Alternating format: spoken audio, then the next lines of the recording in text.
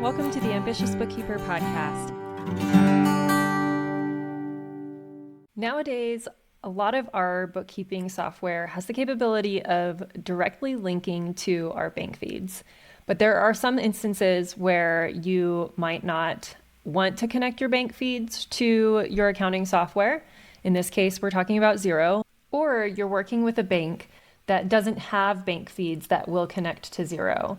So that's what we're going to be doing today. I'm going to show you how to import your bank transactions to Xero so that you can get all of your information into Xero quickly and easily.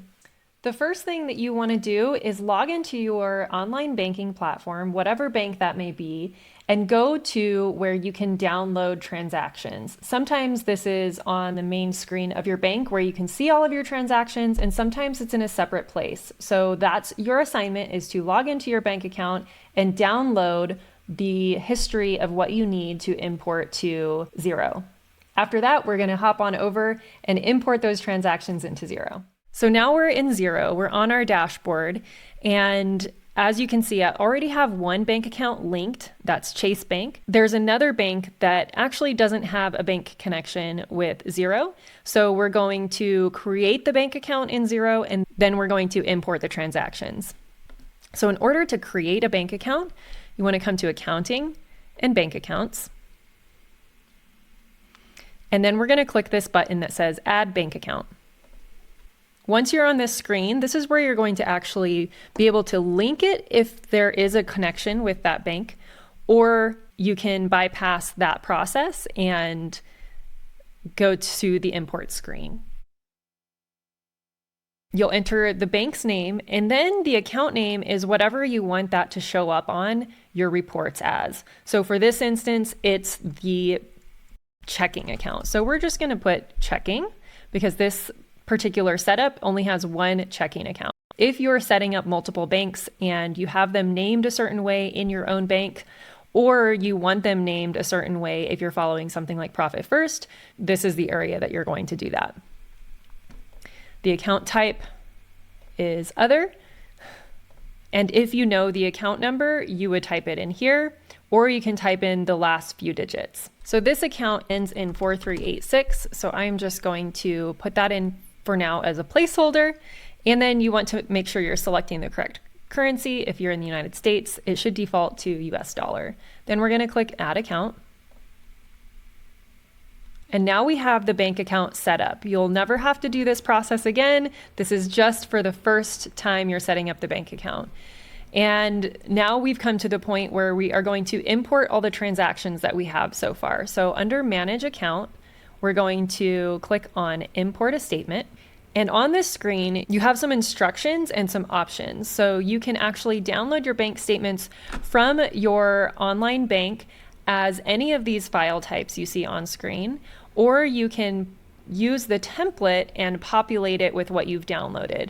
I have found that Xero is really smart, and for the most part, most of the exports that come out of our online banking don't have to be manipulated or put into this template, but there is something that I do want you to make sure you pay attention to, and that is making sure that there is a column on your bank export with the total in and out. So let me show you exactly what I mean.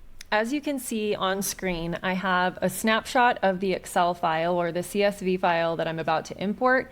And what I'm talking about is this amount column. You want to make sure that when you export your information from the bank, that you have combined everything into one amount column. A lot of times when things get exported from bank accounts, there might be one column that has the deposits and one column that has the withdrawals. So you want to create a column and add the formula for the total amount, where if it's a deposit, it's a positive number. If it's a withdrawal, it's a negative number.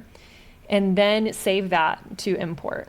So now that we know we have the right file format, we're going to take that file and we're going to upload it. So you can drag and drop, or you can actually select the file. I'm just going to drag and drop it as I have it here on my other screen. And then you just click that next button. And this is where it's going to give you the opportunity to change where the fields are being mapped to. And this is another really cool feature about Xero is you do this once with this file type, and as long as you are using the exact same file as last time or file type and the formatting is the same, Xero typically remembers everything that you've selected for the mapping. So I'm going to pull up what our actual CSV file looks like so I make sure I'm mapping the right columns to the right fields within Xero. So I've got my checking CSV export right here, and we want to make sure we have the posted date goes to the transaction date. And then the next column we have is the type, the deposit and withdrawal. We don't really need to map that to anything, so we're just going to leave that as no field. As far as the description goes, when we look at this file, this description looks like it's actually the vendor. So I'm going to map that to payee. And then the amount, obviously, we want that to be mapped to the transaction amount. And the account number, that's just pulling in the actual bank account number. We can ignore that. And then the notes are typically blank. The balance, we don't care about that one either. That's not the amount we want. We want that transaction amount, and we've already selected that. And then the last column is the raw description, and that looks like the actual description that comes through on the bank statement. We definitely want to bring that in, and we're going to assign that to the description. So now that we have all of those assigned, we can actually preview all of those. You click that next button, it's going to pull in all of what those transactions actually look like. And so we can get a preview just to make sure that we've selected the right thing. So I'm pretty comfortable with that. I'm going to click the next button.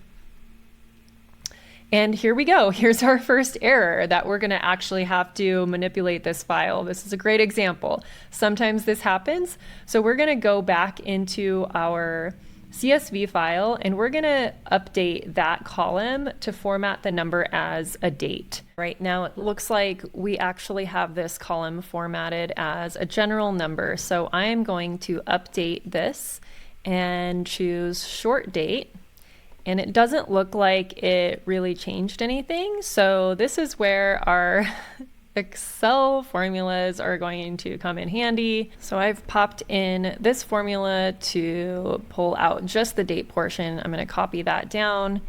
I'm going to Control C or Command C if you're on a Mac, and Control V, but I want to paste values. And then I'm going to remove this row, save the file, and then I'm going to re-import it. So I'm going to click that back button. I'm going to trash the old import file, and I'm going to drag and drop it back in. So now we're going to click next again. It looks like it's pulling the correct transaction date. Everything else does not look like it necessarily kept our assigned fields. So we're going to go back in and make sure they're all correct. This was payee. That was transaction amount. And this was the description. So now we're going to kind of scroll through and make sure everything looks right.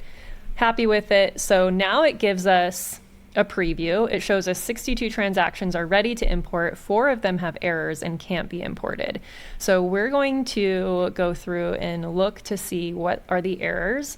First of all, you can scroll through each page to see what things are going to come in as. And I will warn you, if you do have to manipulate your file and create a total transaction amount column, and up here at the top of the screen, you'll see that 62 statement lines were imported and 0 were duplicates. I love this feature because if you, for instance, export your bank detail 1 month and you export it through the 15th or through a certain date, and then the next month you go in and you capture that same date that you already captured last time, Xero is going to recognize if some of those are duplicates, and they won't re-import and muck up your reconciliation. So this is always exciting. When you see that there are duplicates, just know that when there are duplicates, those won't be imported. So now we are to the part where we get to categorize all of our bank transactions and get on with actually reconciling our accounts. This is one of the most important pieces of your bookkeeping, because without this step, your numbers aren't necessarily in your bookkeeping system, and your reports are going to be incomplete and inaccurate. So in the next video, I'm going to show you exactly how I categorize my bank transactions, whether they're imported or whether you have direct bank feeds, and how we set up rules to make things more efficient, and how we make sure that everything is in and accounted for so that your books are complete and accurate.